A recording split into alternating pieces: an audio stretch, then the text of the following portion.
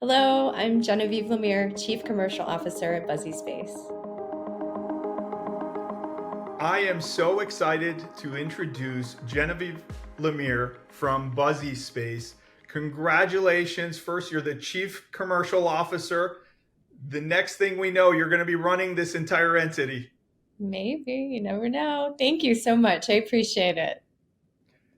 Well, I'd love to first start off. This is a well Mhm. known brand Yes. inside of this ecosystem. The architect and design community here at Material Bank absolutely love you guys.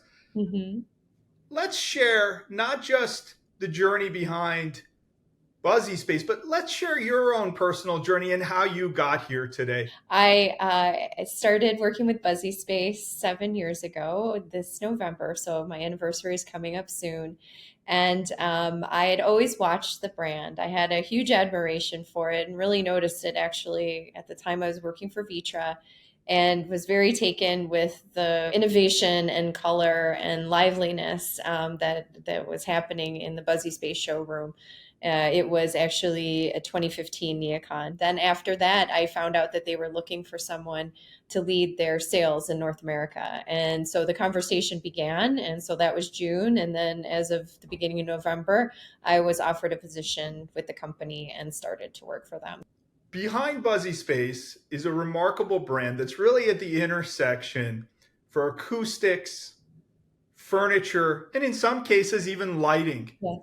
I'd hmm love for you to share with us how you assemble such amazing, beautiful designs hmm and how you're able to pack everything in these amazing showrooms hmm in such a concise format. Well, I'm glad that you think that, because we really think of our product as solutions. So really, they're in the space to help solve primarily for something that has become one of the biggest workplace issues, which is noise. And so, 90% of our product has acoustic performance to it and it is tested. First, we focused on things you could put on the walls. Then it was sort of like, maybe things should be going on the ceiling. This is back in the early days. So, one of our earliest partner designers, she was like, hey, we could put light into this product. So that created a whole new category for the industry with acoustic lighting that was aesthetic. And then we really started to look at the capability we have for upholstering foam and what that could mean to develop more furniture that was acoustic. So we created product like the Buzzy Spark. We enhanced some of our freestanding products with things from the Shield program that we have. And then we've also done really smart designs like the Buzzy Bracks, which actually divide space with acoustic curtains. So it's really about thinking about the walls, floor, ceiling, and what we can do to pull together a really creative look, but encompassing that double duty of having acoustics and with the aesthetics. Please share with this audience where the installation takes place and the customer segments. So, inside of commercial, where do you typically get placed? Yeah, definitely. Workplace commercial represents the biggest percentage of our business, but we're having, without putting much effort into it, we have quite the following in the higher education market. So, we have clients like Michigan State, the University of Michigan. Obviously, Michigan is a big part of the furniture ecosystem. So they're always key, but we have key schools, and actually, we've done some work with Stanford, which is very cool.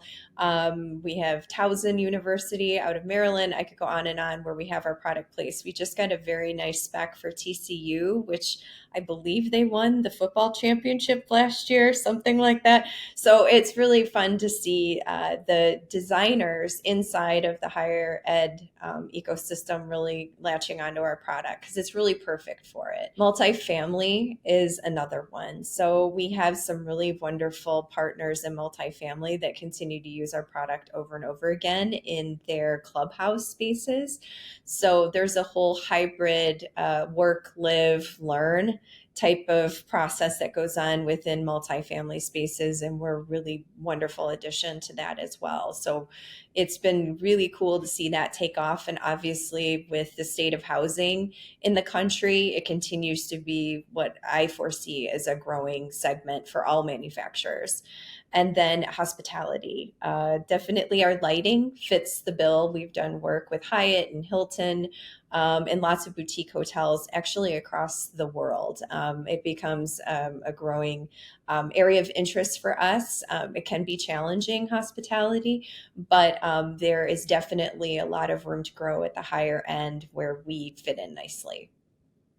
Those are amazing successes. I can't help but to follow up and ask, did Material Bank help you in closing a number of the large?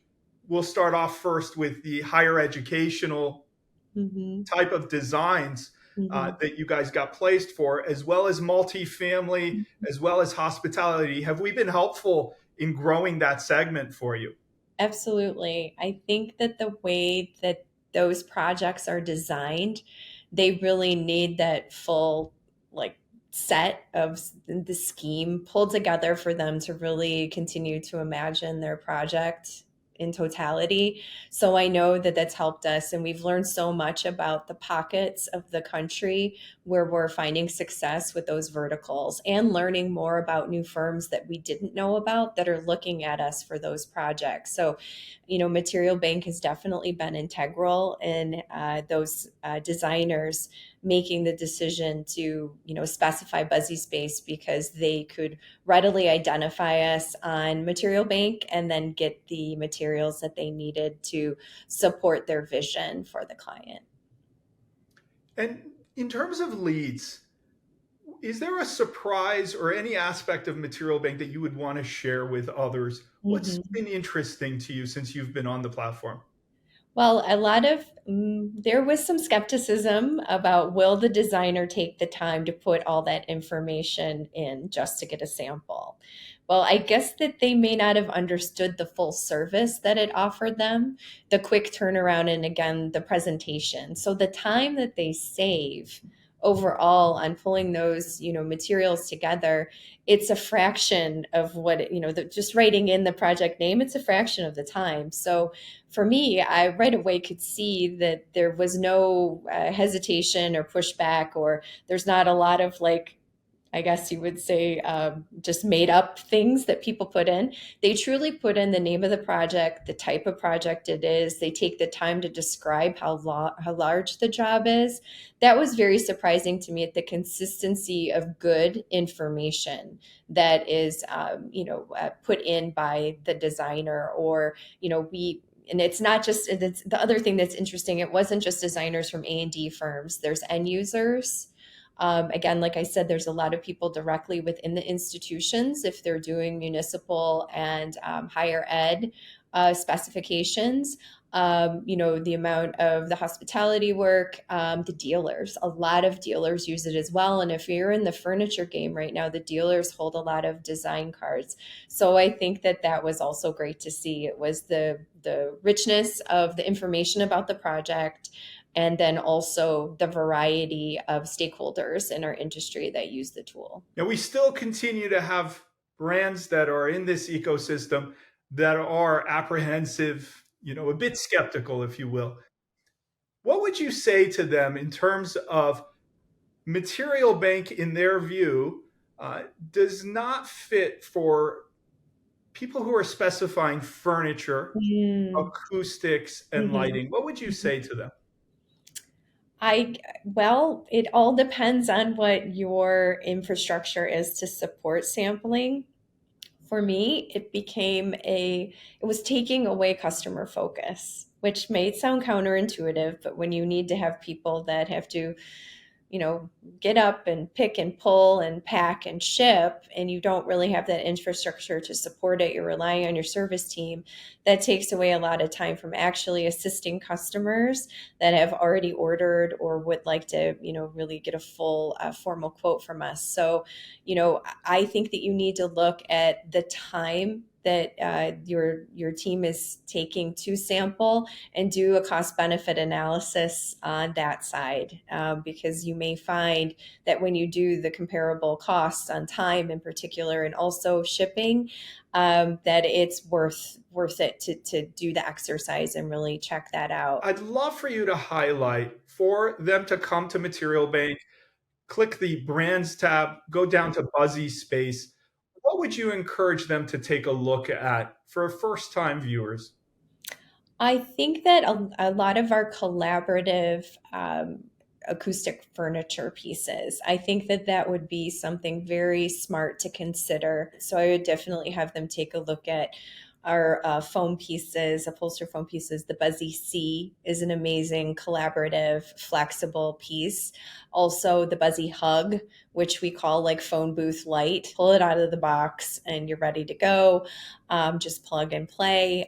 We have a beautiful set of products with the Buzzy Shield and Buzzy Shield hook. Again, very flexible, upholstered acoustic foam that can divide spaces, create zones.